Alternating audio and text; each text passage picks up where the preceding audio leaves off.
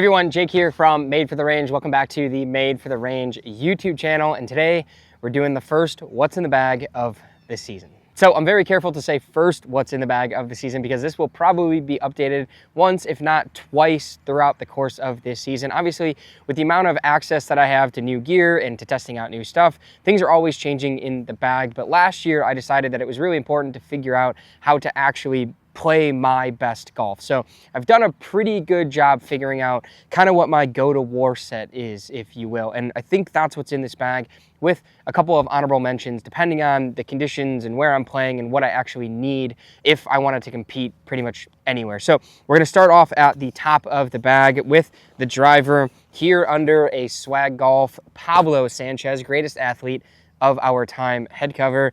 I've got a Callaway Elite triple diamond. This is just the standard inline triple diamond, the 440, smaller head shape. I've got all fit adapters on most of my woods. This one is set just to standard, so right at 9 degrees. I did change the weights out a little bit. We've got a 9 in the back and a 3 in the front. And then I've paired this up with a Diamana D Limited 60TX from my friends over at Mitsubishi. This also has a brand new Super Stroke grip on it that is not quite out yet, but we'll learn more about this when the time comes. I've really been dialed into this combination. Something about this head actually sets up a little bit closed. I've had friends and other people that have triple diamond heads from the Elite series, and they sit much more neutral, if not a little bit open. Mine, for some reason, sits a little bit closed, which is actually really good for me. There's kind of a unicorn variable here in that, so I kept this one. I wanted to make sure that this one stayed in my hands after testing, and I'm really, really happy that it does. Again, I love the smaller head shape of the Triple Diamond series, and then having those replaceable weights front and back is really helpful because it helped me dial in launch and spin just a little bit there with the new weights in. But it's been an absolute bomber for me. It's very, very accurate. I feel like I have total control over this driver. And as long as I'm putting the correct swing on it, this is going to do the job for me very, very nicely. So moving down into the woods, or just the category of clubs that comes before the iron set, we're going to start with a mini driver. And this one's been very interesting for me because I've really been trying to dial in this specific club or area in the bag. I'm not a great fairway wood player, but there are times that I need it depending on travel. So I've kind of tried to get the mini driver into a place where it's a really, really good off the tee option for me, especially out here at my home course. This is Kishwaukee Country Club.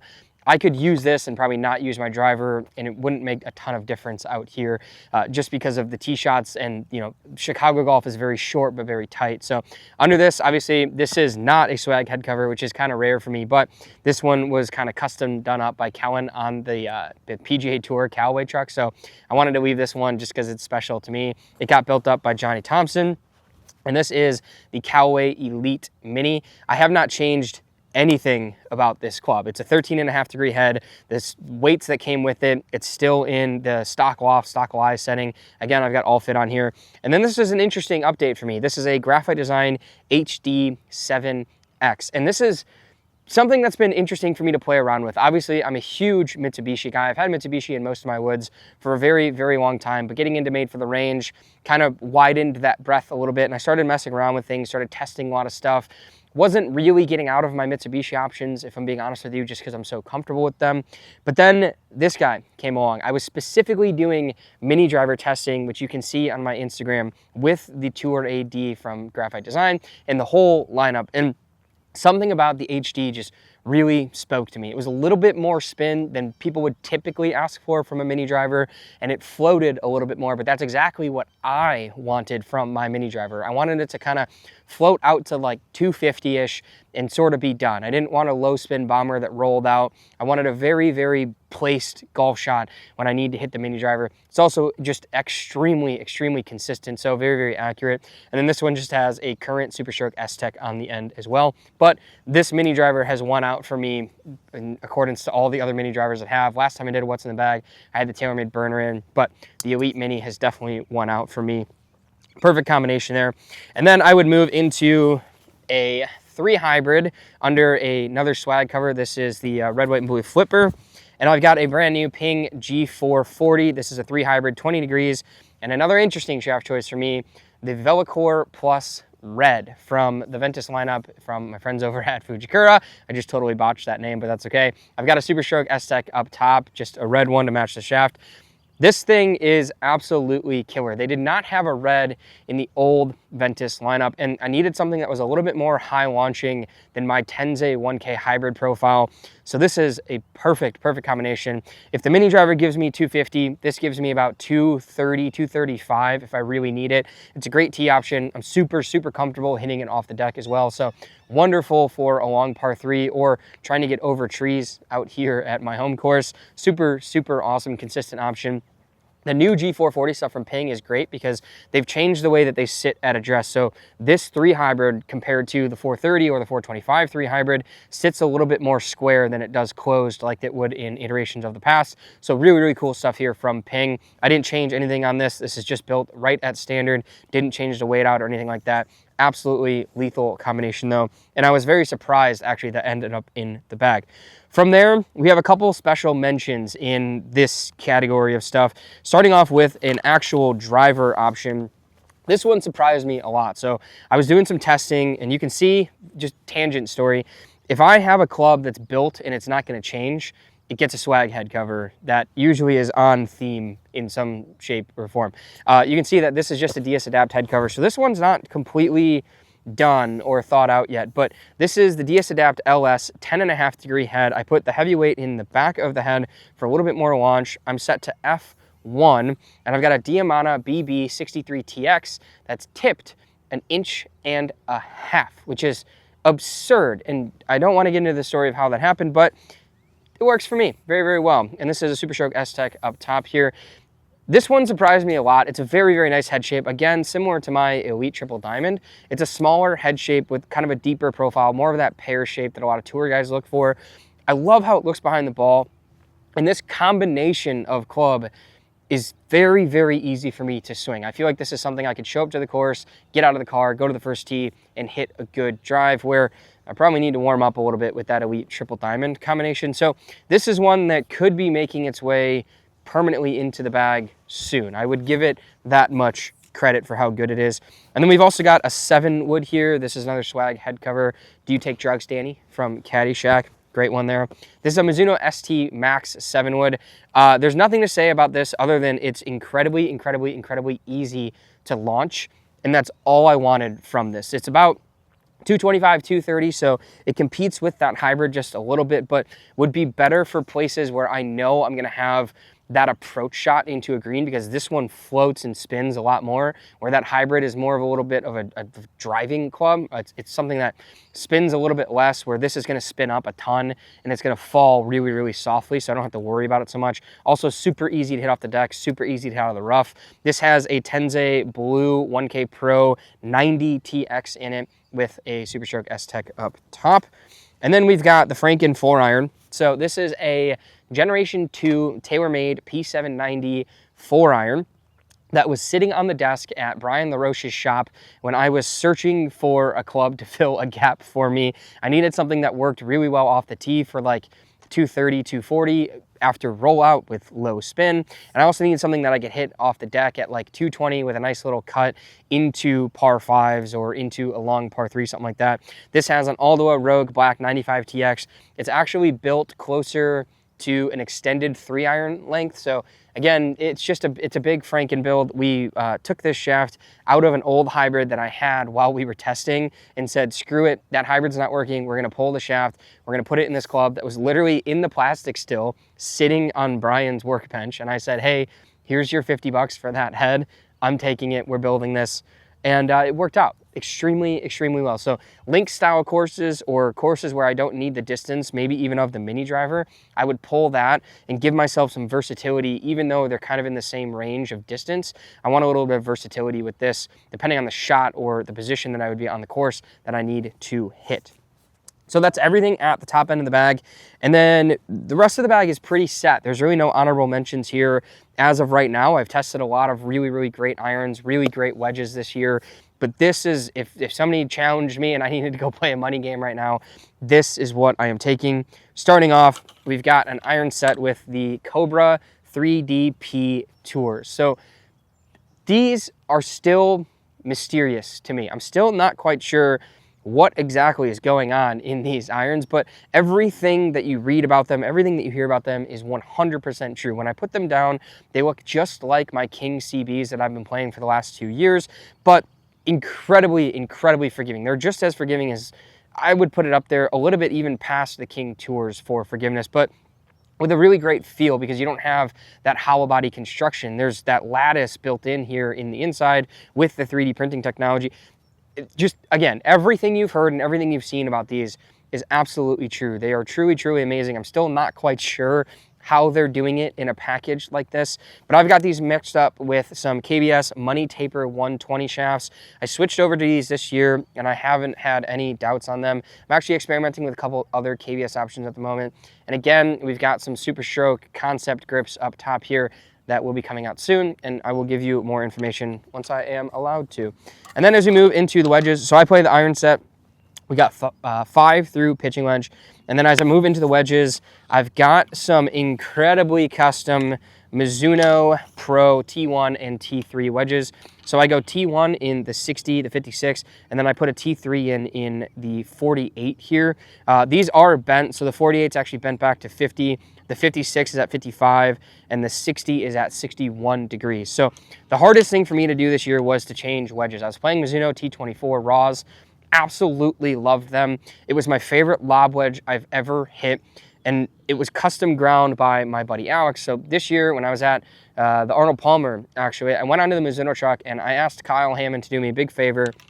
And he ended up taking my Mizuno T24 that Alex ground down, and he built me a brand new T1 in the same loft, same grind. So I've got a 6X here, and basically ground it down to the exact same thing to give me a little bit more heel relief and a little bit more off that back edge so I can open this up super, super nicely.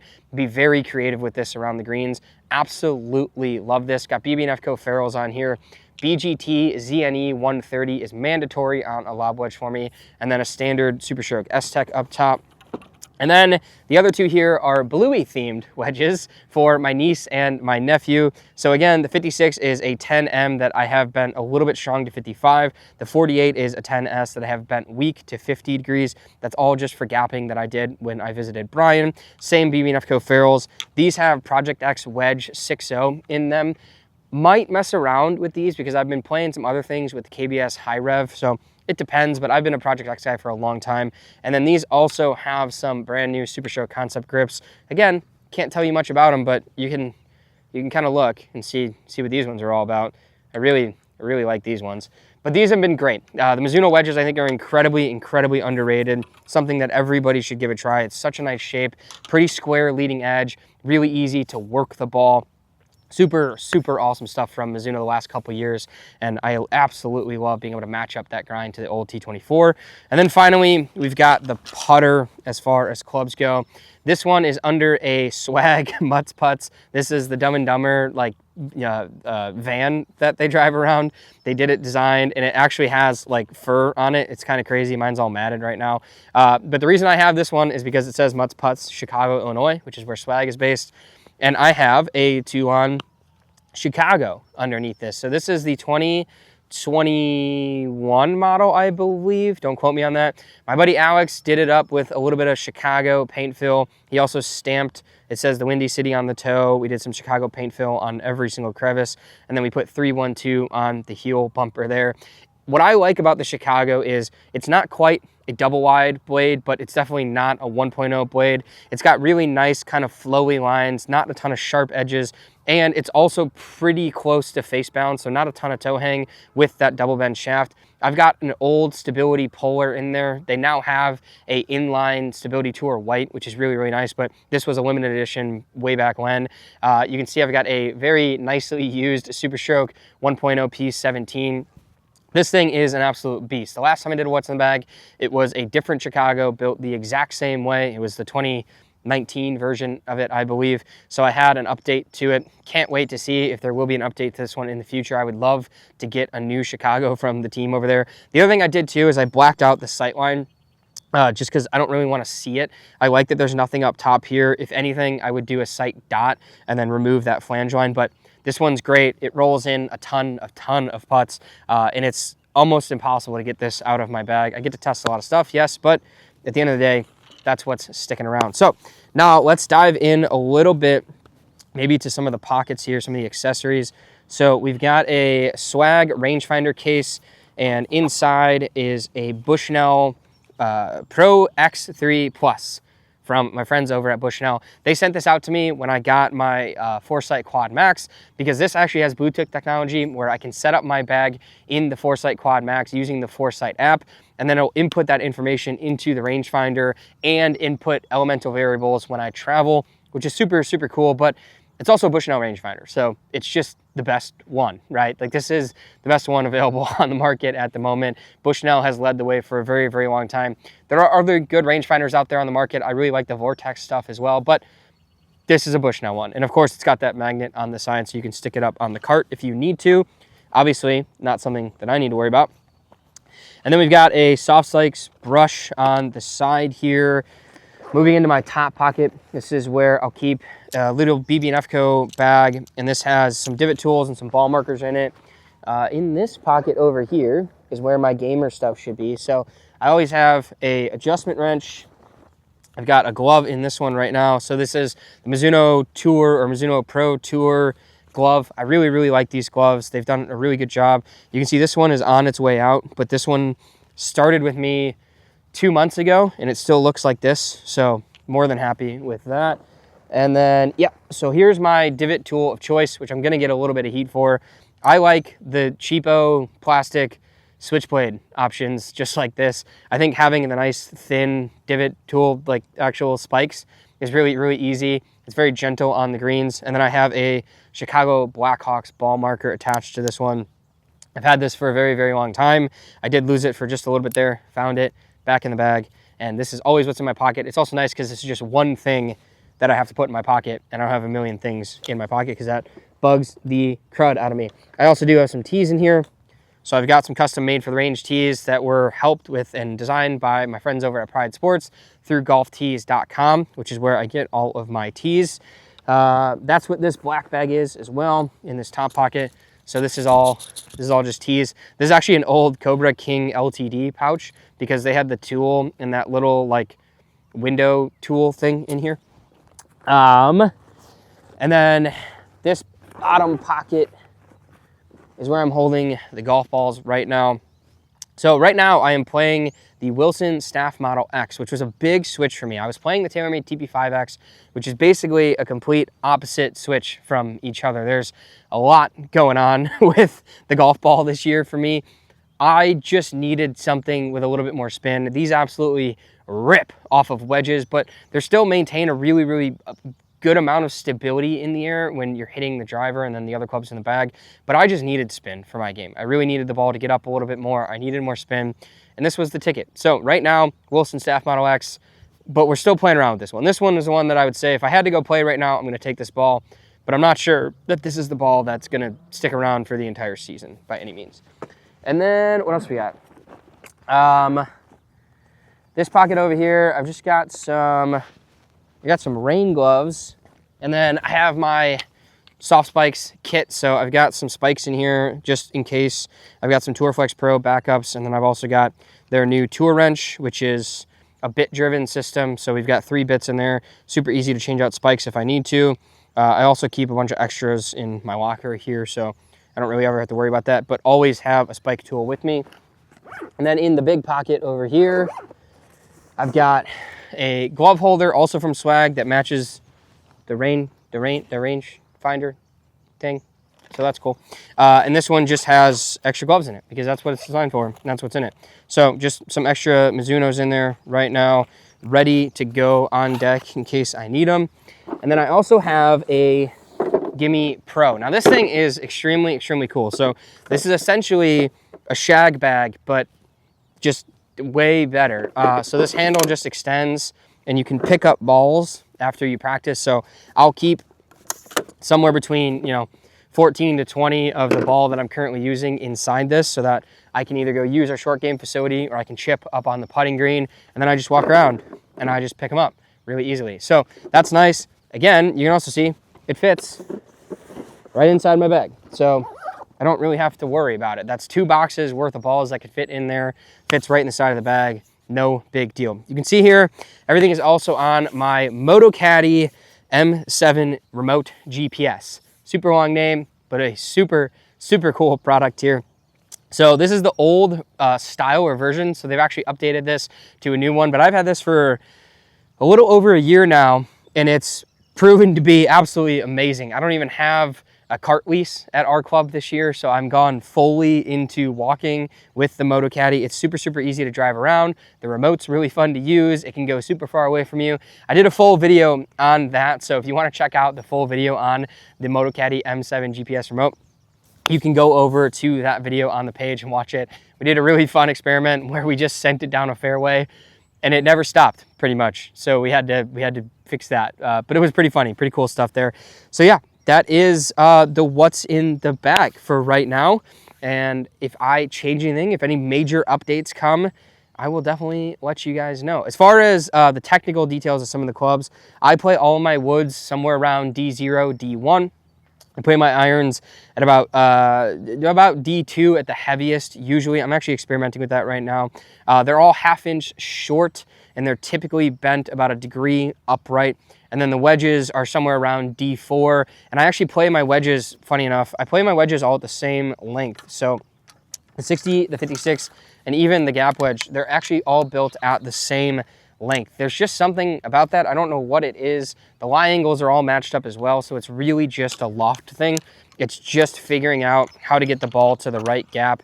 It makes the swing feel very consistent because I take full swings with my wedges. Other than the 60, which I obviously use for pitching, I take mostly full swings with those wedges, so they're almost considered an iron in my bag in a way. But yeah, so that's all the technical aspects. Nothing too fancy going on there. There's no hot melt or anything in those heads, just pretty stock stuff. I can be nerdy. I could get super deep into it, I guess, but there's just not much there when it comes down to it. I wish there was. I wish I had some cooler stories about my gear, but that's it. That's everything we got. The bag here is a Hydroflex from MotoCaddy. By the way, it just fits really nicely on the Caddy. It just fits, and it works really nicely because it locks into the actual electronic Caddy itself. So nothing huge there or anything. The bag's great. It's waterproof. It's actually helped in the waterproofness a couple times. So yeah, that's it. That's everything for now. If anybody has any questions on anything in my bag, feel free to leave them in the comments. If you have questions about your setup, go over to Instagram, send me a message. I'll try to help you out. Always go follow on Instagram. Keep us subscribed here on YouTube. We're going to keep building this platform out a little bit more as we go. And yeah, let's go play some golf. Oh, hey, hi, I realized I forgot something. So I have Painter 87 SCs. These are the Jason Day supported, designed, helped shoes. I actually just put some new spikes on these this morning. I play a combo set of spikes in my shoes. I've got Silver Tornadoes on the outsides and Tourflex Pros on the insides. Basically, the way I like it is that it just feels like I can really lean into those shoes with the Tourflex Pros. I also made sure that the toe spike on the back foot is a Tourflex Pro because that's kind of your last line of defense as you bend into that toe and then pivot upwards. A lot of people think that you actually kind of spin on your back foot. You don't do that. So really, really pay attention to your footwear. It's a huge part of the game. But yeah, I love these shoes. They're super, super comfortable. I walk with them. I walked with them right out of the box, actually. I didn't even have to break these shoes in. So really, really cool stuff here from Painter. I absolutely love these shoes. I actually already bought another backup pair of these shoes that's just sitting in a box waiting to go. I also love just wearing white golf shoes. Most of the golf shoes that I have bought are white. There's just something about, I think white just works with everything, but it also just kind of like gives golf vibes, I guess, when you wear white golf shoes. So yeah, forgot about those, but these are fantastic and absolutely need to be thought of as another piece of equipment in the bag, not just something that goes on your feet because you got to wear something, right?